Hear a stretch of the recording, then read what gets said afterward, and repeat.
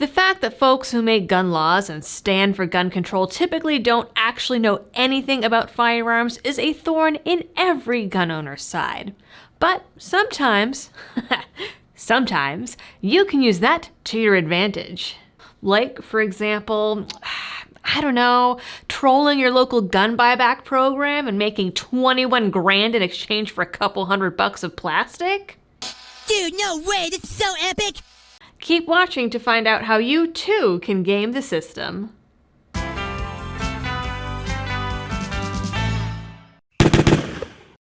Hello there, fellow capitalists, and welcome back to the channel. Today's video is all about using the gun control crowd's own ignorance against themselves to turn a profit, and the fact that, quite honestly, thanks to the internet, the Second Amendment can never be fully tamed. First, I'd like to give a shout out to today's sponsor, also revolutionizing the Second Amendment with the help of the internet. GunSpot connects buyers, sellers, and authorized dealers all over the country. GunSpot is the newest site improving the Second Amendment listing and auction space with great deals, no hidden fees, and no out-of-state sales taxes. Check them out at gunspot.com. This story certainly brings new meaning to the old saying about a fool parting from his money. Utica, New York recently held a gun buyback program, and according to Attorney General Letitia James, it was a raving success. Headlines read, "Gun buyback gets weapons off Utica streets." An historic buyback event in Utica brings in nearly 300 guns, including 177 ghost guns. Ooh, spooky. James and local outlets cheered that this was the most guns ever collected at a Utica buyback and the second largest in the entire state. Photos showed a host of revolvers and a couple rifles that would no longer be allowed to jump off their tables or out of their safes to attack innocent bystanders. It was another step towards ending gun violence forever. Thanks to this program, the families of New York are just a little bit safer. Think of the children. Won't somebody please think of the children? Except for one problem. Well, multiple problems, but this video is about one problem. And that problem is that those 177 ghost guns James is cheering about were 3D printed guns made specifically for this event. A man named Kem Regic saw folks on Twitter talking about printing guns for buyback events and fielding a profit while also owning the libs, and decided to get to work on a $200 3D printer he got for Christmas. He showed up with 110 3D printed frames and receivers.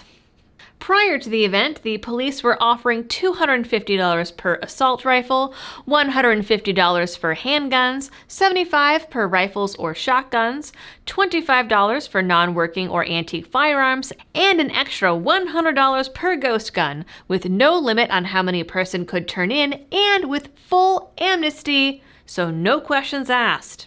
The rewards were to be paid out in Visa gift cards.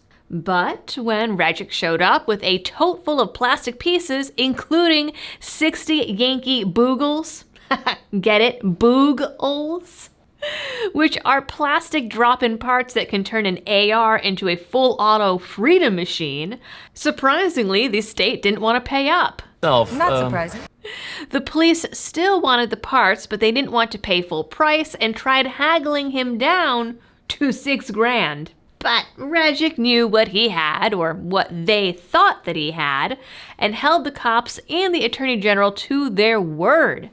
He and the other 3D printed gun makers held their ground in a negotiating session that took all day, until the AG's finance person admitted they didn't have enough money to cover the $21,000 that they owed him. I am never going to financially recover from this.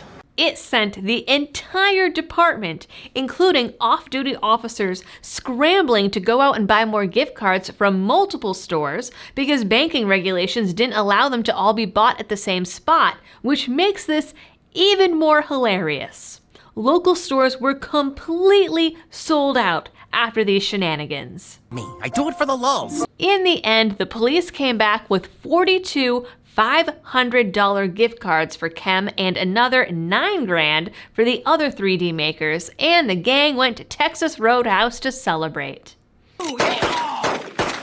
I'm sure handing over $21,000 in gift cards to some punk kid after getting a bunch of plastic junk was a rousing success, he told WKTV. Gun buybacks are a fantastic way of showing, number one, that your policies don't work, and number two, you're creating perverse demand. You're causing people to show up to these events, and they don't actually reduce crime whatsoever. And you know what? He is right. Tax dollars well spent. Letitia James maintained her position that the event was a success, releasing a statement that it's shameful that this individual exploited a program that has successfully taken thousands of guns off the streets to protect our communities from gun violence. We have partnered with local police throughout the state to recover more than 3,500 guns, and one individual's greedy behavior won't tarnish our work to promote public safety. Because heaven forbid anyone in the government ever admit that their policies are a total failure. She then promised to adjust their policies so that no one can exploit this program again for personal gain. Challenge accepted. The AG's September buyback flyer excluded 3D printed guns from their ghost gun guidelines unless the gun was fully operable for multiple rounds. They did not, however, exclude 3D printed parts, which could get $25 to $50 a piece. You see where I'm going here? So this time around, a 3D maker named Ricky showed up with a box of plastic auto sears, which he claims sparked the event organizers to call up their legal team to try and find a way out of paying by arguing a different interpretation of the event flyer. Then they tried to pressure and intimidate him into admitting he was manufacturing NFA items in order to prompt an arrest, despite the no questions asked promise. But in the end, he got $900 for $20 worth of plastic. And that is why ultimately, no matter how dark and dreary it looks, gun control will never fully work. There will always be a black market, there will always be makers, and there will always be trolls. I hope Letitia James is happy because her little attempt at tyranny cost her police officers $21,000 and their dignities, Regic told AmmoLand. She can't stop the signal, and now she knows what that really means. Every buyback from Long Island to Buffalo to Champlain is going to have someone raiding with boogles. Either she admits they're not a public danger, or she pays full price like any other machine gun. Her choice. And that, ladies and gentlemen, is today's tale of two true American patriots. That is it for this one, gang. I thought that we could all use a laugh, and this was the perfect story. As usual, please like, share, and subscribe if you're new here. Drop a comment down below. Let us know if there's a buyback in your area and you're planning to attend. As always, thanks for watching, stay safe, and happy shooting.